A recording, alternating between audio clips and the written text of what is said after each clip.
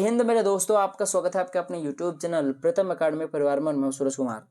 आज हम लोग जो आपका 23 मार्च को जो आपका आकांक्षा का एग्जाम होने वाला है ना, उसके लिए फिजिक्स के भौतिक विज्ञान के कुछ ऐसे प्रश्न करेंगे ना जो आपके एग्जाम में जरूर आएगा। चलो आपसे क्या छुपाना, बता ही देता हूँ। ये सभी प्रश्न मैं आपका 2022 के मॉडल सेट से करा रहा हूँ।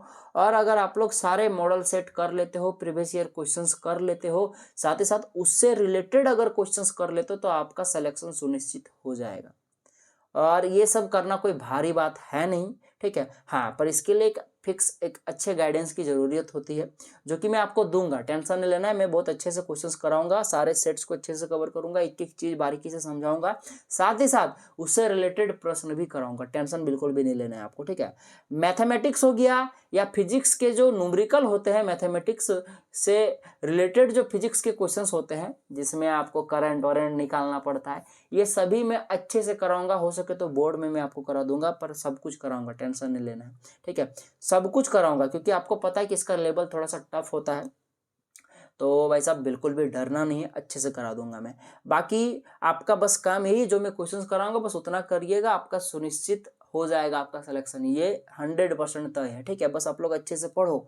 चलिए स्टार्ट करते हैं। देखो, सबसे पहला प्रश्न आपके पास है, the refractive index of a medium n is given by. सबसे पहली बात तो बता दो कि यहाँ पे एन एम नहीं है, ठीक है। ये इसको दूसरा कुछ बोला जाता है, जो कि आप लोग आगे चल के पढ़ोगे। एक बार सिलेक्शन ले लो, वहां पढ़ना है ही आपको। फिलहाल अभी समझ लो, ठेठ भाषा में एनएम ही बोलता हूँ, ठीक है। तो आपके पास रिफ्रैक्टिव इंडेक्स ऑफ मीडियम आपको निकालना है, जहां पे समझो कि आपको किसके किस में रिलेशन देना है रिफ्रैक्टिव इंडेक्स का। Speed of light in air में और speed of light in medium में, जिसको भी से दिखाना है, ठीक है, आपको देना है। यानी कि किसी माध्यम का अपवर्तनांक क्या होगा, ठीक है, आपको रिलेशन देना है अपवर्तनांक का किसके किसके बीच में। हवा में प्रकाश की चाल सी, जिसको हम लोग लिख रहे हैं, और माध्यम में प्रकाश की चाल, जिसको भी लिख रहे हैं। यानी कि सी और भी के बीच में रिलेशन देना है, अपवर्तनांक का रिलेशन बताना है, ठीक है। तो याद रखना, किसी भी माध्यम का जो अपवर्तनांक होता है वो सी बाय भी होता है। यानी इस क्वेश्चन के अकॉर्डिंग हवा में प्रकाश की चाल बटे में माध्यम में प्रकाश की चाल, यही सही आंसर हो जाएगा, जो कि ऑप्शन नंबर 2 में दिख रहा है। तो जो आपके पास अपवर्तनांक होगा वो क्या होगा, सी बाय भी होगा, ठीक है, याद रखना। अगर मान लो ये क्वेश्चन में ना देता ये वाला चीज हो कि हवा में प्रकाश की चाल को सी लेना है और माध्यम में प्रकाश की चाल को भी लेना है, तब भी आपका सी बाय भी ही हो जाता। उस केस में आप लोग यूं समझते कि जो सी है वो निर्वात में प्रकाश की चाल है और भी क्या है, माध्यम में प्रकाश की चाल है। कोई दिक्कत है नहीं, बात बराबर ही है। तो फिलहाल इसका हो जाएगा सी बाय भी, ठीक है। चलिए आगे बढ़ते हैं। The relationship between the radius of curvature r and focal length of a spherical mirror f is, यानी कि वक्रता त्रिज्या r और गोलीय दर्पण की फोकस दूरी में संबंध क्या है। तो सबको पता है कि जो वक्रता त्रिज्या होता है ये डबल होता है फोकस दूरी का। यानी कि जो आपके पास r होगा, जो रेडियस ऑफ कर्वेचर होगा, जो आपके पास वक्रता त्रिज्या होगा, ये होता है डबल फोकस दूरी का, फोकल लेंथ का, ठीक है ना। याद रखना मेरी बात।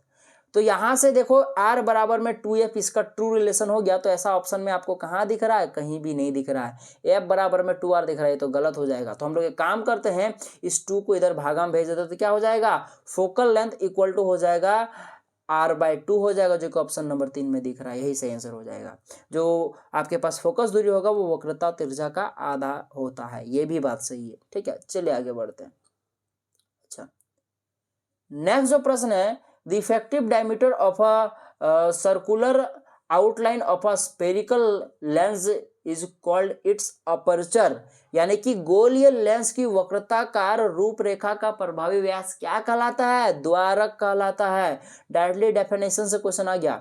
चलिए आगे बढ़ते हैं, ठीक है। यहाँ पे क्या लिखा है कि if the incident ray of a light passing through the principal focus of a convex mirror as so in the diagram, the reflected ray will, यानी कि अगर आपके पास जो आपके पास इंसिडेंट रे है वो आपका फोकस से गुजरे, यानी कि जो आपके पास जिसको हम लोग हिंदी में बोलते हैं आपतित किरण, अगर आपतित किरण फोकस से होकर गुजरे, तब वो परावर्तन के पश्चात यानी कि आपके पास रिफ्लेक्शन के पश्चात, रिफ्लेक्ट होने के बाद वो जो आपके पास रिफ्लेक्टेड रे होगा वो कैसा जाएगा, वो रिफ्लेक्टेड रे होगा यानी कि जो परावर्तित किरण होगा वो कैसा होगा, यानी कि आपतित किरण अगर फोकस होकर गुजर रहा है किसी अवतल दर्पण में, तो वो परावर्तन के पश्चात जो परावर्तित किरण होगा वो किस प्रकार से जाएगा। तो सबको पता है अगर एफ से गुजर रहा है तो वो आपके पास मुख्य अक्ष के समांतर जाता है, यानी कि आपके पास मुख्य अक्ष के समांतर होगा, यानी कि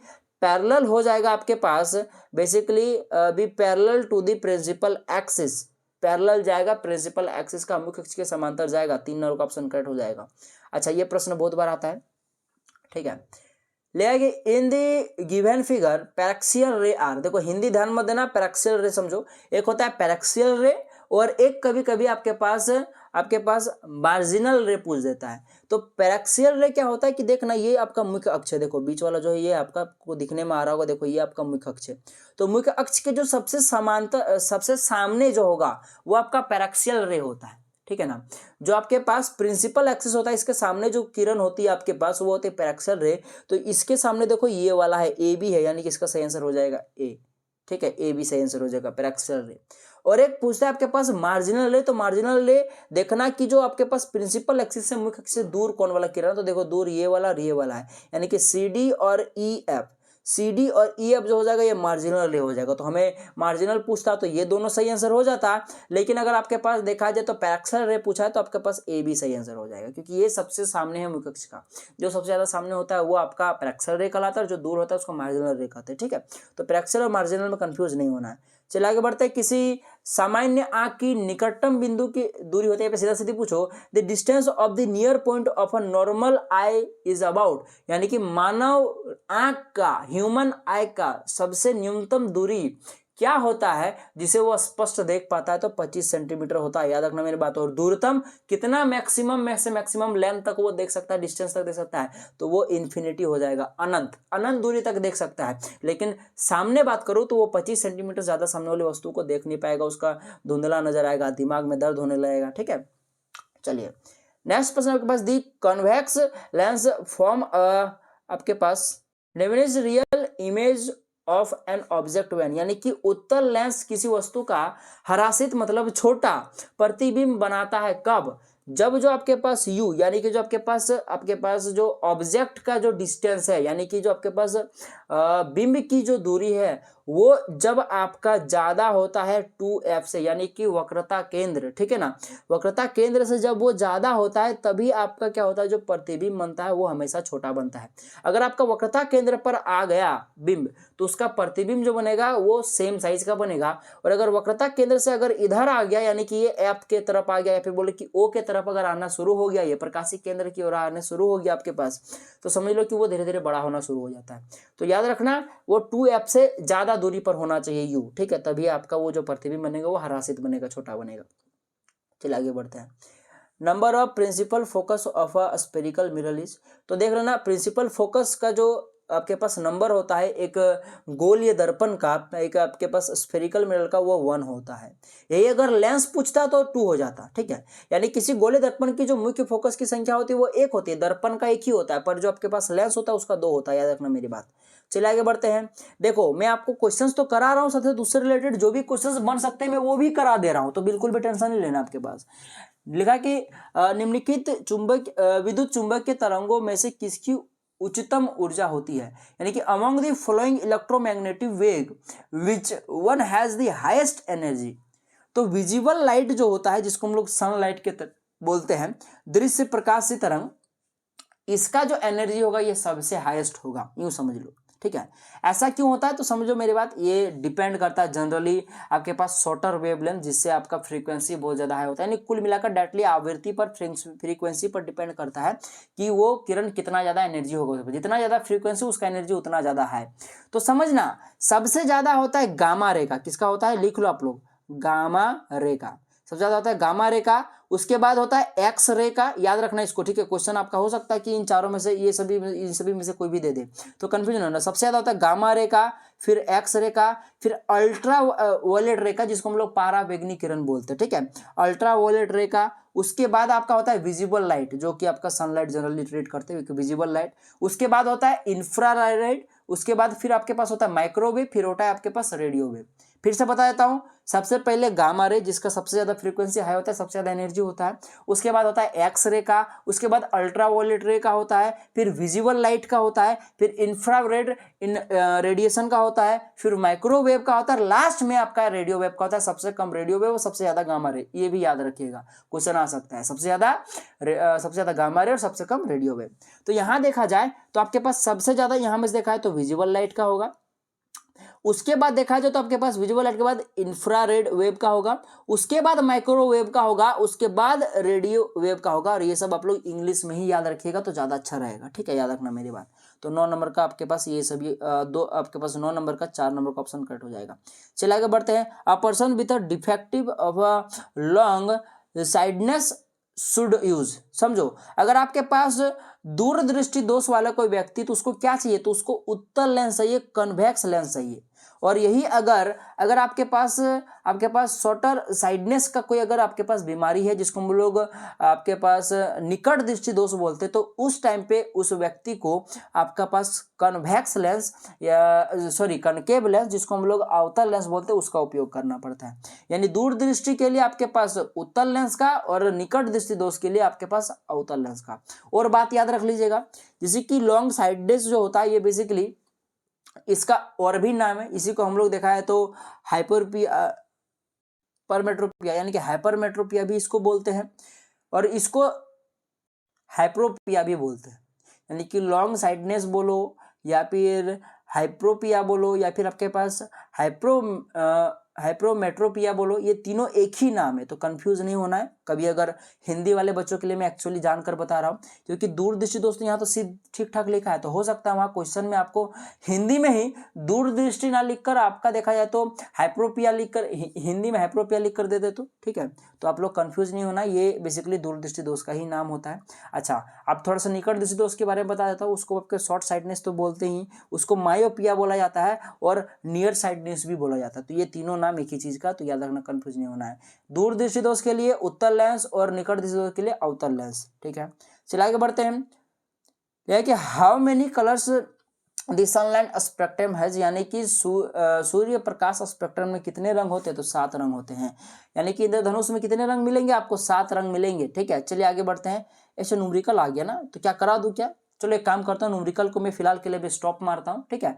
जितने भी फिजिक्स के इस प्रकार से न्यूमेरिकल आएंगे, तो आपको ये निकालना है, वो निकालना है, ये सभी जो है मैं आपको बोर्ड में बता दूंगा अच्छे से, ठीक है। तो इसको मैं स्किप कर देता हूँ। चलो 12 नंबर का मैं क्वेश्चन बोर्ड में बता दूंगा, जितने भी न्यूमेरिकल होंगे फिजिक्स के सब मैं बोर्ड में करा दूंगा। उसमें मुझे ज़्यादा अच्छा समझाने के लिए जगह मिलेगा और यहाँ पे मैं लिख भी नहीं पाऊंगा, ठीक है, तो इसलिए मैं वहाँ पे समझा दूंगा चीज़, ठीक है। अच्छा, विद्युत प्रतिरोधकता का ऐसा मतलब होता है, सीधा सीधी पूछ रहा है कि रेसिस्टिविटी का ऐसा मतलब क्या होता है, झूठ मूठ का खाली आपके पास इलेक्ट्रिकल लगाकर यहाँ पे आपके पास कंफ्यूज कर रहा है। तो रेसिस्टिविटी का ऐसा मतलब होता है ओम मीटर। 3 नंबर का ऑप्शन करेक्ट हो जाएगा। ये प्रश्न भी बहुत इंपॉर्टेंट है, तो बहुत सिंपल प्रश्न है, ठीक है। ये सीधा सीधी देख लो आपके पास, ये आपके पास देखो यहाँ पे आपके पास पूछ रहा है कि जब कोई विद्युत के स्रोत को 4 एम्पीयर धारा लेता है तो टर्मिनल के बीच में 60 का विभवांतर होता है। यानी समझो 60 से वो 120 होता है, यानी कि 3 गुना हो जाता है ये, ठीक है। तो एम्पियर पूछ रहा है कि जब आपका 180 हो गया तो कितना होगा, तो ये भी 3 गुना हो जाएगा, 12 इसका आंसर हो जाएगा, ठीक है। तो शॉर्ट में मैंने आपको ट्रिक बता दिया, पर कोई दिक्कत नहीं, मैं इसको मैं अच्छे से जब पढ़ाऊंगा, जो कि आपको बोर्ड में बना दूंगा वीडियो, तो उसमें मैं आपको अच्छे से बता दूंगा, ठीक है। चलिए आगे बढ़ते हैं, ये भी मैं बोर्ड में करा दूंगा, ठीक है।